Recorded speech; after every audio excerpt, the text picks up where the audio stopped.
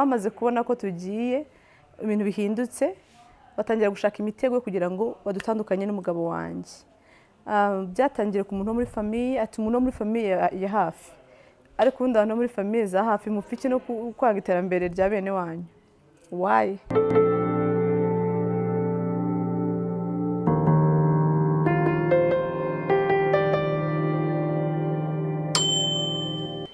Hello family and friends, mumeze mute? Tubahaye ikaze kuri Muhoza Real Talk nk'ibisanzwe. Hani wabo abantu dukunda abantu cyane. Hanyuma ni warubwa mbere dusuye tuguhaye ikaze, nibisanzwe dukurikirana nawe. You are welcome once again. Hanyuma rero abantu bashyashya musuye channel yacu, ni warubwa mbere dusuye, please subscribe, liking, una sharing, unabwire friends to tell friends. Dukunda abantu cyane hano. Uribaza iyi channel ikora iki, bavuga ibiki hano tuganira kuri true stories abantu baduha ibyo ko ari ukuri bo nibo babizi, gusa baduha inkuru zabo z'ubuzima bwabo twe tukazivuga, twarangiza kuzivuga abantu bakabaha inama cyangwa bakigisha abandi. Iyo ni intego ya channel yacu. Hanyuma rero ntabatindiye reka mitenge kuri point. Inkuru uno munsi nahawe n'umubyeyi umumama, nanone turabashimira cyane abantu muduha inkuru.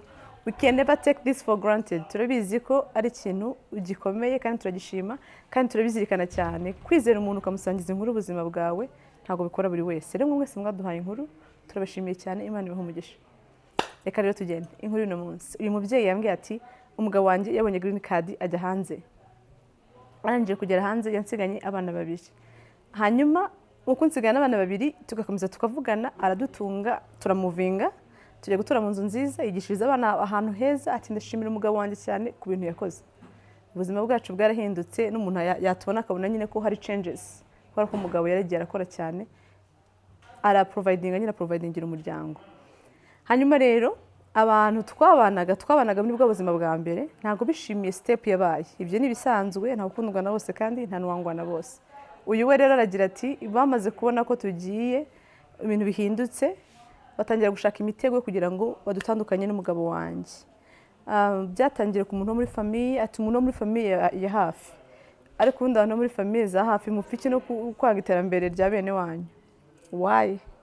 Mwagiye mwishimira iterambere rya bene wanyu ko namwe abari iryanyu soon to be. Iyo ufite umuntu umutima mwiza nayo byiza biraza, ariko ufite roho mbi my friend, you gonna wait for a long time, ntago bizaza. So uyu nguyu rero we byarakunze, famille ye yabugufi yari batangira kumurwanya.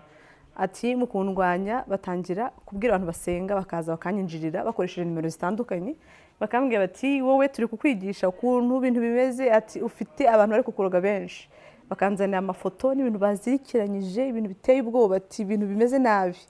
Bakambwira ati ibi ni ibintu turi kubona biri kukubaho, so you need to be careful. Bambwira ati ihangane witonde, ufite abantu benshi bari kukurwanya. Ati bakantera ubwoba, bakambwira ibintu biteye ubwoba. Mu gitondo bakampamagara batari kuki wowe utaduhamagara ngo tubaze update, kandi tuba twakubwiye ko ufite abantu benshi bakurwanya.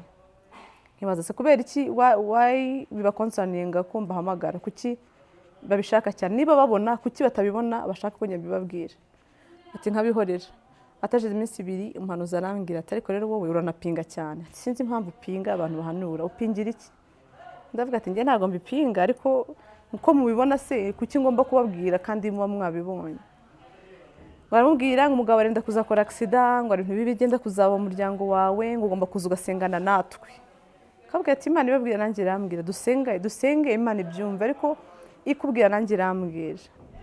Nuko ati abone byo guhanura bidakunze, arangije receiving phone itandukanye, aramubwira ati umva, ati turi abantu twahamagaye n'umuntu wo hanze, atubwira yuko ugomba kujya, ngo hari abantu bafasha abantu ibintu by'amaviza, ugomba kujya ku applica yo visa, ngo hari umuntu wo hanze wabiguteguriye.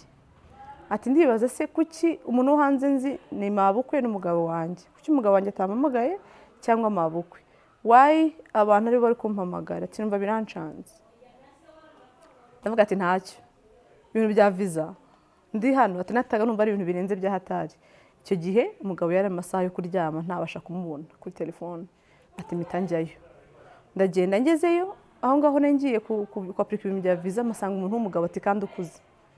Arandeba arambwira ngo ashaka kutwifotoza. Ndambwira se turifotoza kandi waje? Ati arya umugore wana atangira kumbaza utuntu numva ari umuntu nyine udafite information zanjye.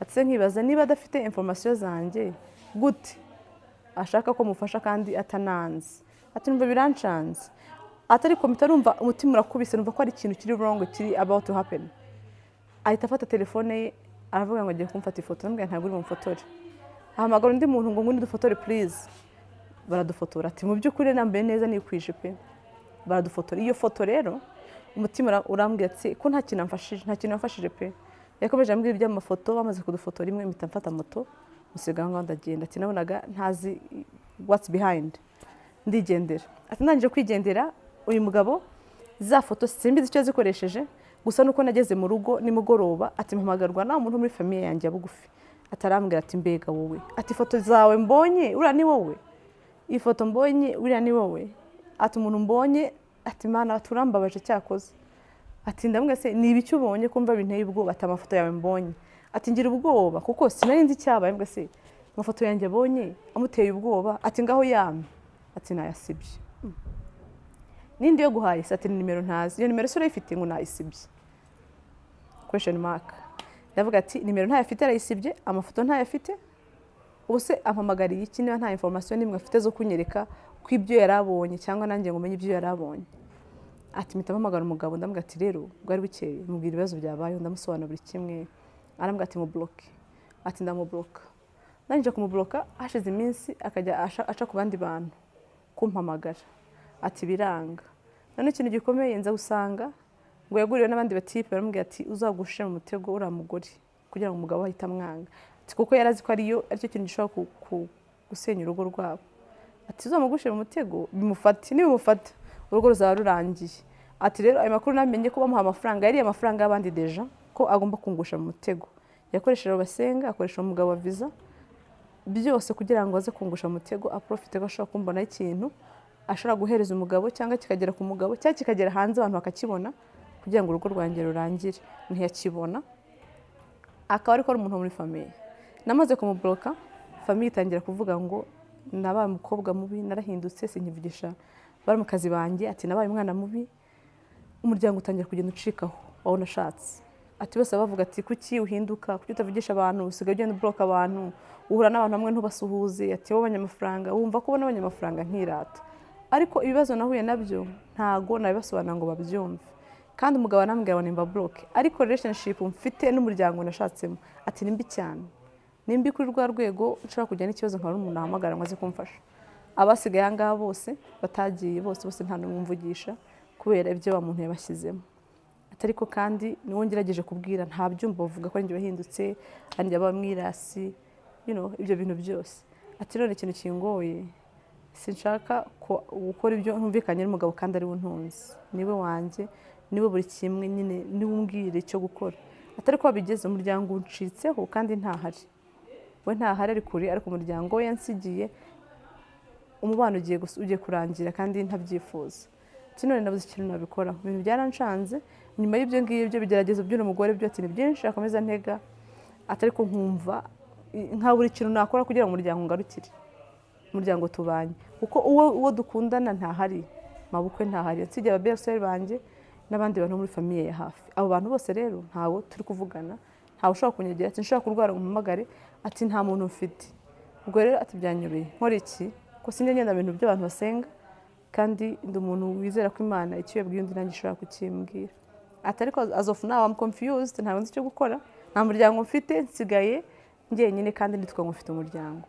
rero arasaba inama mumugira inama nicyo ashobora gukora ngo convince umugabo we arebe ko ashobora icyo bakora kugira ngo umuryango musubireho wongere bavugana ati se mbrokore uno muntu wankwereye ibintu byose kugira ngo undebe ko umuryango wangarukira ngende se nicaze umuryango mbabwire ibyo bintu nagiye mbona nubwo ibyo nabwiye ntafite proof yabyo ko ari we bikoraga ati gusa bambwira ko amuha amafaranga kandi yayariye gusa I have no proof ko ibi bintu byabaye ari byo umugabo wanjye ntahari yo mbimubwira atambwira ati forget about it nta story ufite aho ngaho nta kintu kirimo cyo kuvuga ibyo ngibyo byihorera ati nkumva birangoye kandi nkumva nanjye kuba ndahantu afite umuryango ntafite n'umuntu wantabara mu gihe ngize ikibazo nkumva birambangamiye kandi birangoye now it's on you guys muze tumuhe inama tumugire inama icyo ashaka gukora ufite uburyo ushobora kuba warahandorinze ibyawe mu gihe wenda ufite umubano mubi n'umuryango biturutse ku bantu runaka, ushobora kuba ufite uburyo wahandorinze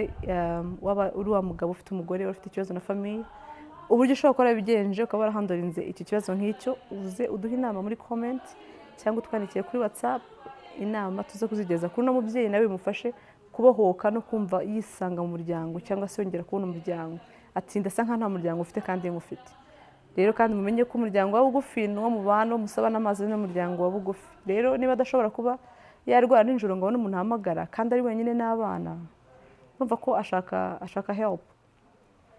Ukumva byagenda rero igitekerezo inama wamuha aba ari sister wawe, brother wawe, inshuti yawe, umuntu ukunda, umuntu umva wakwifuriza ibyiza, inama wamugira ihe n'uyu muvandimwe.